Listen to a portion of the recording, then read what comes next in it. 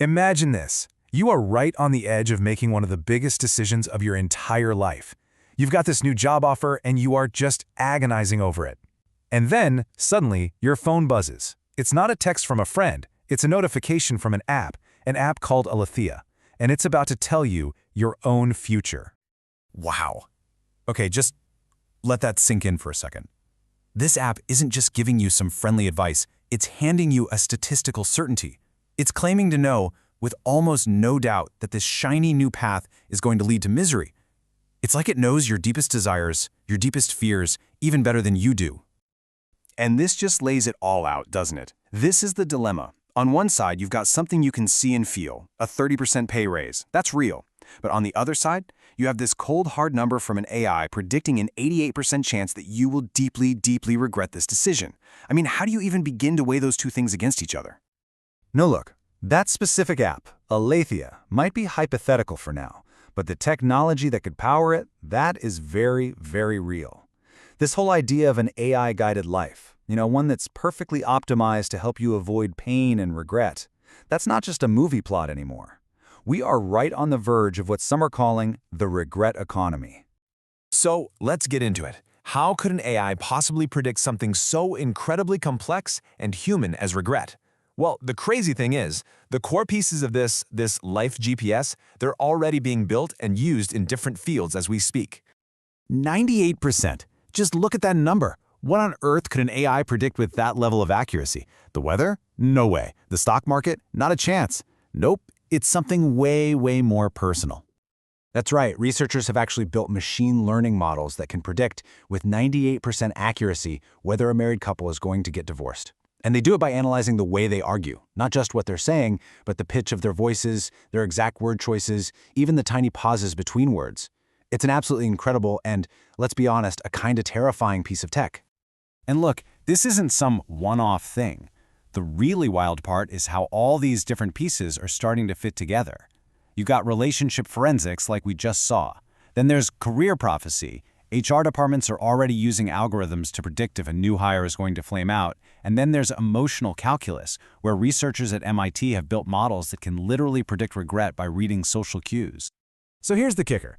The next big leap isn't even about inventing some magical new AI from scratch. It's about integration. It's just a matter of time before someone takes these incredibly powerful existing algorithms, bundles them all together, and puts them into a simple app on your phone, a literal GPS for your life's decisions. Okay, so this brings us to the really tempting part, right? The core promise of this whole new economy. It's incredibly seductive. What if you could live a life with zero regrets? What if you had a guide in your pocket that made sure you always made the best possible choice? And this isn't just some marketing slogan. It's based on a very real concept from computer science called regret minimization. It's a way they train AIs to learn. The machine makes a choice, sees the outcome, and then compares it to what the best possible outcome could have been. It's constantly trying to close that gap. Now, imagine applying that same logic to a human life. It sounds like a dream come true.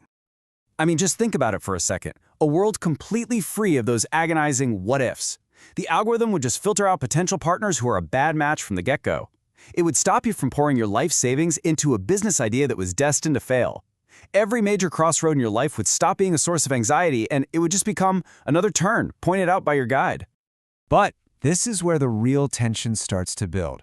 The promise is incredible. A perfect, frictionless life. No pain, no failure. But the peril, the hidden danger, is that this perfectly optimized life might become sterile, undeveloped. You have to wonder, a life without any struggle, is that also a life without any real growth? And this, right here, gets to the absolute heart of the problem. What if regret isn't a bug? What if it's a feature? What if it's not just some negative emotion we should try to eliminate at all costs? What if it's our teacher? Maybe regret is the tuition we have to pay to become wise. So let's really dig into that hidden cost. If an AI saves you from every single mistake you could possibly make, what does that actually do to you, to your identity? What happens when you outsource all of your life's biggest decisions?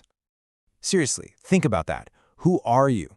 So much of our identity is forged in the fire of our choices. The good ones, yeah, but maybe even more so, the bad ones. Our triumphs define us for sure, but so do the massive failures that we somehow manage to survive and learn from. If an AI just strips all of that away, what's even left? You're not the author of your own story anymore. You become an actor, just reading lines from a script someone else wrote. Your life might look perfect on paper, but that feeling of agency, that deep down sense that your life is truly yours, it just starts to fade away. You didn't choose to stay at your old job. You just executed an instruction. It's kind of like a video game. The AI becomes the protagonist, the main character who's actually driving the story forward, and you get demoted. You become an NPC, a non-player character, just living out a pre-programmed loop in a world that was designed by something else. And if you take this idea to a societal level, it gets even more sobering.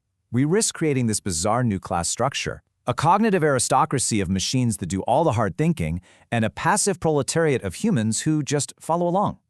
In that world, human intuition gets devalued, and creativity is seen as a dangerous risk.